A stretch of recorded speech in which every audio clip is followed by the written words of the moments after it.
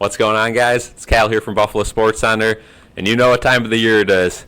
It is Buffalo Bills football time. We are back. The preseason starts this week. I am more excited than I've ever been. I truly think this might be our year, but let's kick it off with the opener here. Week 1 at home versus the Colts. It's going to be a daytime game, Kids Day, so the place should be bumping. It should be pretty packed, and like I mentioned, the only preseason game that's at home, so let's make the most of it. The weather might be an issue, so let's start off with just talking about the weather a little bit. I know it's preseason, but there is a little bit of rain in the forecast, so that could affect the game. It could, maybe force the Bills and Colts to do a more run-heavy game plan. We'll see. I know a lot of people skip over preseason or say preseason doesn't matter. You got to remember, we have a lot of guys playing for their football lives out there, so it's almost more fun than the regular season for someone that's that in-depth and likes looking at, who's going to make the roster. I enjoy watching the roster battle, so it should be fun. Let's start with the Colts, though, because I think the Colts offense is very intriguing. I think there's a lot of storylines going out, but let's start with Anthony Richardson. Obviously, the rookie QB out of Florida. He'll play definitely a little bit. I don't know how much of the game. Again, all these preseason ones are all speculation, right? I mean, I could sit here and tell you he's going to play the whole game or just a drive. Who knows? I could be right on either one, but he'll definitely see the field a little bit, and it'll definitely be fun to watch him play. They said he looks really good in camp so far. He's got a cannon of an arm. He's mobile. He can do it all. Again, somebody that leading up to the draft, a lot of people didn't have him super high on their draft boards, but I think he fits in well with the Colts, so that should be fun to watch. Other than Richardson, they also have Gardner Minshew, so we'll see a little bit of Minshew mania. Of course, the mullet. He's a good QB, right? A systems QB. He can make it work. So that's a good 1-2 punch there that the Bills defense is going to have to deal with. And then they also have Sam Ehlinger out of Texas. He's played a little bit, but I don't really see an NFL future for him. Probably just a third stringer, maybe a backup down the road. I don't see him getting a starting chance anywhere. You never know, though. Now let's switch over to the running backs, because I think this is a giant issue for the Colts. Obviously, let's start off with Jonathan Taylor. He's holding out. There's a lot of discrepancy going on there. Jim Irsay, the owner of the Colts,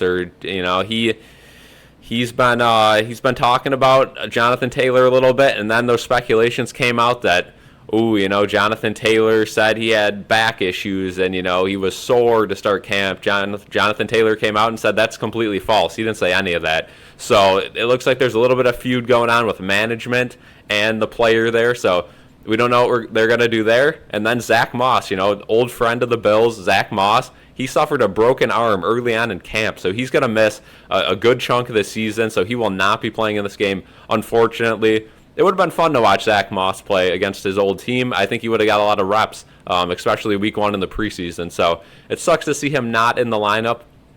But, of course, wishing him a speedy recovery. Speaking of former Bills, Isaiah McKenzie is now on the Colts, so that will be very fun to watch. I'm a big Isaiah McKenzie fan. I know he had some struggles, catching the ball. He had a lot of drops last season.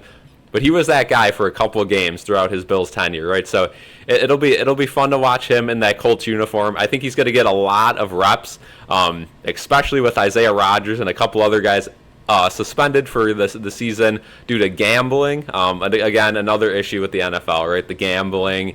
Who knows, who's gambling in the NFL. Sometimes they catch you, sometimes they don't.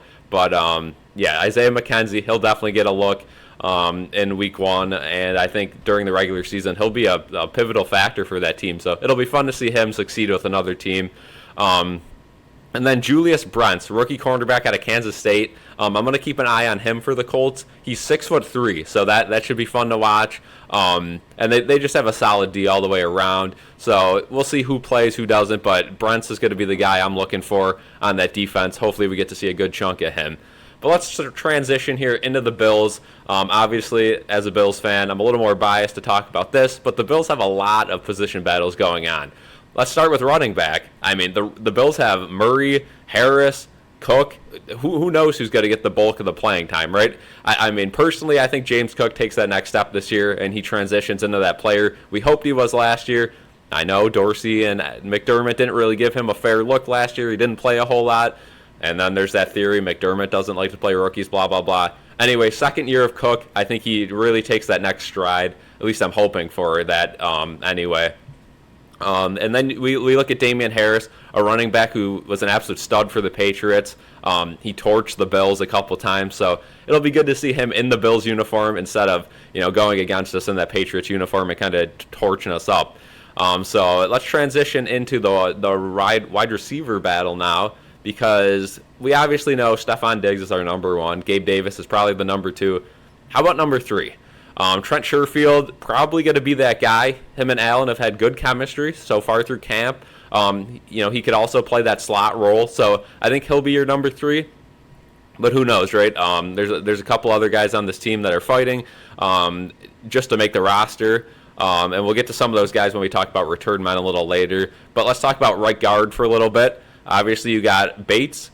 Bates is right now leading the conversation, but Osiris Torrance, that rookie that we drafted early on in the draft, he could also get the starting role for week one. So we'll see what they decide to do. So far, it looks like Bates is almost the better of the two through camp, which is a little surprising. I had Torrance starting in my preseason 53-man roster prediction.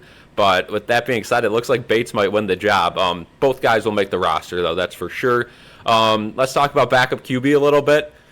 Hopefully nothing happens to Josh Allen throughout the entire season. But if it does, we're going to need a good backup quarterback, right? And right now, we do not have one. Matt Barkley is by far the best of the backups so far through camp. Kyle Allen, who they brought in this year to be that backup QB, has looked horrible through camp. I hate to say it, and hopefully he proves me wrong in this game, but he's just looked bad.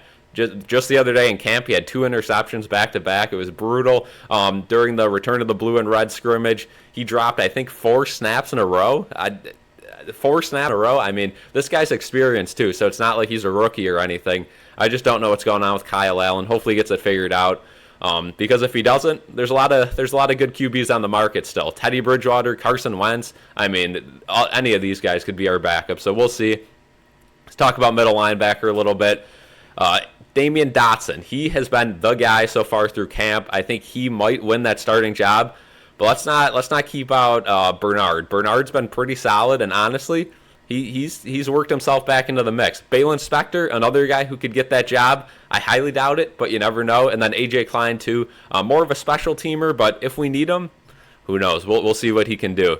And then keep an eye out for Shorter. Back to the wide receiver a little bit. I think he is going to be given a lot of opportunities. Obviously, we drafted him kind of middle to late of the draft, but he's a big receiver, and he could be a red zone threat. I don't know if we're going to need that, though, because obviously bringing in Kincaid, we're going to be running a lot of 2 tight end offense, so maybe that takes care of our issue with our wide receiver's height, but we'll see. You never know what will happen with him. And then, like I mentioned earlier, let's talk about kick return comp a little bit, because obviously Hardy, we brought him in free agency. He was supposed to be that guy. He's very, very fast. The only issue with him is he's very small, and he also has a history of fumbling.